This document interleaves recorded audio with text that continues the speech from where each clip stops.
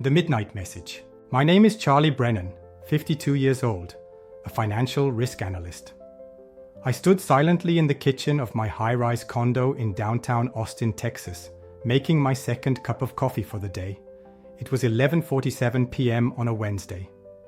My wife, Leah Montgomery, was supposed to be on day 3 of a wellness getaway with her girlfriends in Sedona. A message buzzed in unexpectedly. "I'm not coming back. I've met someone who makes me happier. I've moved your things into storage. Good luck." Short and cold. Attached below was a screenshot of a bank transfer. $96,500 withdrawn from our joint account and sent to Leah's personal savings. I set the phone down and took a sip of coffee. 24 years of marriage ended in under 24 words and a screenshot. I should have seen this coming. Leah had shown the signs. Retreats that stretched longer than planned. Luxurious outfits she never wore around me. Suspicious phone calls that suddenly ended the moment I walked into the room. I noticed it all, but I said nothing. Maybe that was my first mistake. Or maybe it was marrying someone who only cared about my bank balance, not what I did to earn it. She once told me during our 5th wedding anniversary dinner, "I don't need to know the details of your work, as long as you bring in enough for us to live well." That night, I opened a laptop Leah didn't know existed. Logged into an alternate email account, accessed my private financial monitoring system. 3 alerts. Someone had tried to reset passwords on accounts Leah didn't even know existed. I typed one line into an email, "It's time," and sent it to the only person I trusted, Miles, my younger cousin, and a cybersecurity engineer who's assisted me on countless internal investigations. I picked up the phone. "Remember that backup plan we talked about 3 years ago? You sure about this?" Tonight, she made her move. The counter-strike begins. The next morning, Charlie was up early as always. He made a shot of espresso, played some soft jazz, and sat down at his desk. Not as a heartbroken husband, but as a seasoned analyst preparing a calculated counter-strike. He logged into his personal wealth management system, one he custom-built for high-net-worth clients, and quietly used for himself. A few keystrokes, froze all joint accounts, disabled Leah's credit card access, flagged the $96,500 transfer as fraudulent, sent full documentation to his attorney, Samantha Lowe, the same woman who'd helped him escape a complex corporate case 3 years ago.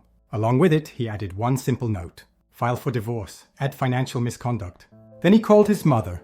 Leah's left me, took the money, had my stuff moved while pretending to be out with friends. There was silence on the other end. "I'm sorry, son, but I can't say I'm surprised." He hung up. No tears, no rage, just clarity. That afternoon, Leah called. He didn't answer. She called again, 10 more times. Then came a text. "What the hell did you do? My cards don't work. Where's the money?" Charlie simply opened the GPS from her storage message and drove to the facility. He entered the code. Inside were 2 boxes. Clothes, a laptop, a few books. No wedding photos, no heirlooms, no memories. This wasn't betrayal. This was erasure. He sat in his car and opened the laptop. Logged into a government-level investigative system reserved for certified analysts. He typed in one name, Reed Callahan. Reed, a rising fitness influencer Leah had been tagging for months. Shirtless selfies, energy, excuses captions. Yoga retreats. Charlie was never invited to. Reed's profile didn't lie, but he did. Reed Fit LLC was drowning in debt. 3 corporate credit cards maxed out. Gym lease nearing default. $128,000 loan co-signed 2 months ago. Co-signer, spouse, Charles Brennan. Charlie sat frozen. Leah had used their marriage to back someone else's business without his consent. This wasn't just betrayal, it was legal abuse. A surprise visit. That Monday, Charlie walked into work like nothing had happened. His assistant Lana looked surprised. "Charlie, I thought you'd be out." Leah called 3 times this morning. Sounded urgent. He nodded. "If she calls again, direct her to my lawyer." An hour later, reception buzzed. "Your wife is here. She's quite persistent." Charlie walked out. Leah stood there. Yoga set, coordinated perfectly, hair in a high bun, sunglasses resting on her head. She smiled sweetly. Charlie, there's some mix-up with the bank. All our accounts are frozen. No mix-up, Charlie said low and firm. You transferred funds without consent. The bank flagged it as fraud. It was a joint account. I'm your wife. You're my soon-to-be ex-wife who drained our savings while running off with someone else. That's financial misconduct. She paled. You're investigating me? No. I'm protecting myself and preparing to file criminal charges. When the shark meets the shore, 2 days later, Charlie sat quietly in a cafe, sipping his espresso. He reviewed documents listing loans, leases, and co-signed agreements, many with his forged signature. Each one was a dagger in what used to be trust, face to face with Reed. That afternoon he drove to ReedFit HQ. Sleek glass building, motivational quotes everywhere, but inside, chaos waiting to erupt. Reed spotted Charlie right away. Charlie? Great to finally meet. Leah says you're level-headed. Hope you are too, Charlie replied. We need to talk, privately. In Reed's office, Charlie dropped a file on the desk. This is every document linking your business to my marital assets, used without my consent.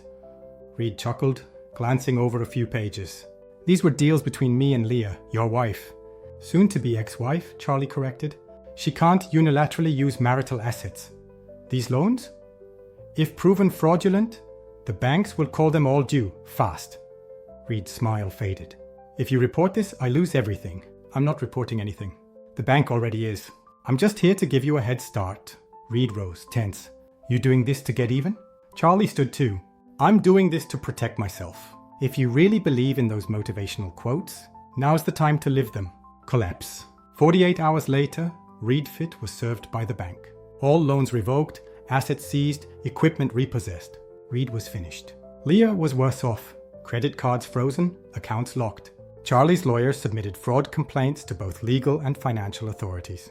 While whispers of fraud in the fitness industry rippled across Austin's business community, Charlie simply showed up to work.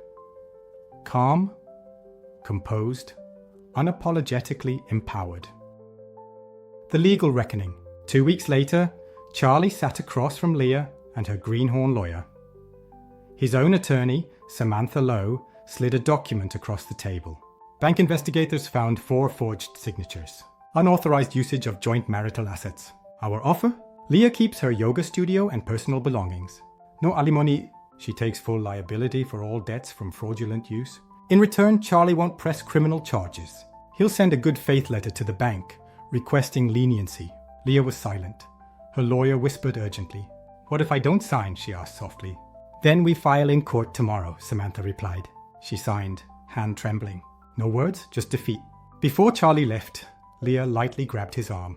You always were too smart. I just never thought you'd fight back. Charlie looked her in the eye. Your biggest mistake wasn't betrayal. It was thinking I'd always stay quiet. Aftermath. Reed Callahan filed for bankruptcy.